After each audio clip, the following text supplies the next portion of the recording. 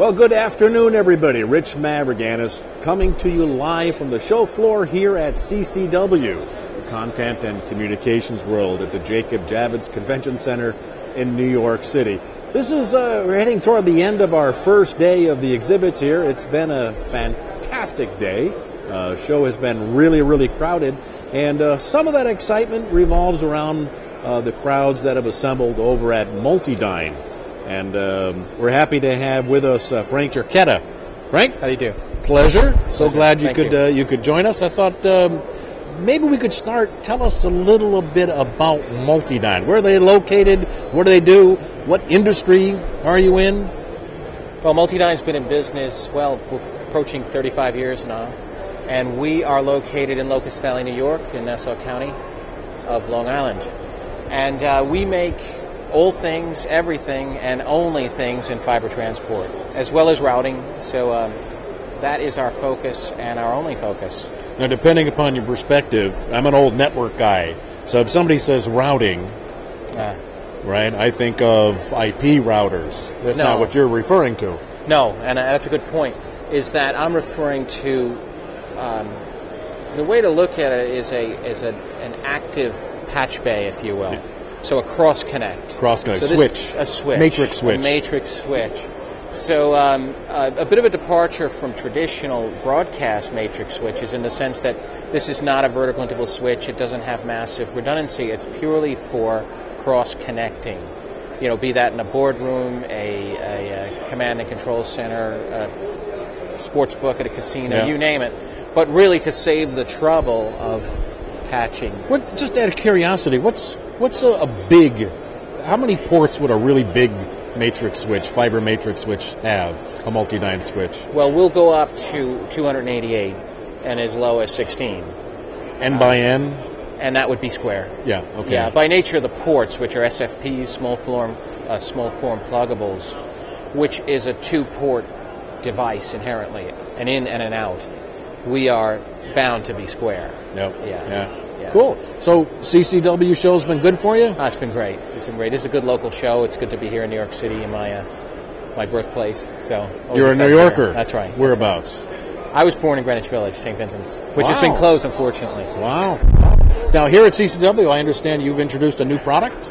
Yes, we have. What I have here is a new version of our HD 3000, and this is the TRX model, part of the Light Bricks line.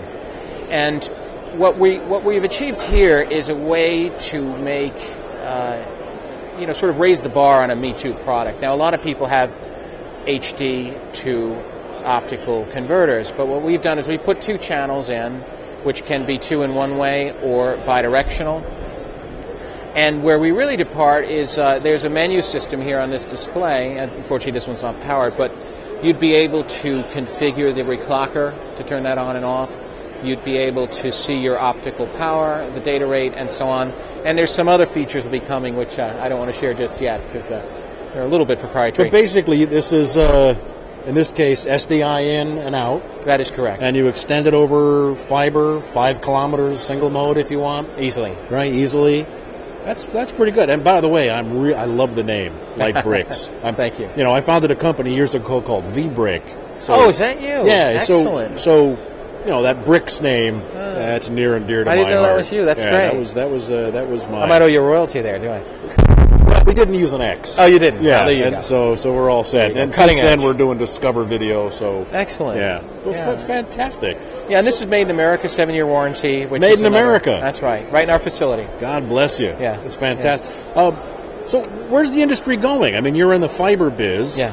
I imagine, is most of your business video related? It is. I mean, if you look at, where do our products go, it's really anywhere there's video that needs a certain extension. But in terms of the industry, particularly the fiber transport industry, that we have been forced, and happily forced, to go into other directions. In other words, that just pure transport in and out is not enough. That with our DVI products, for instance, we can come in component RGB and come out DVI.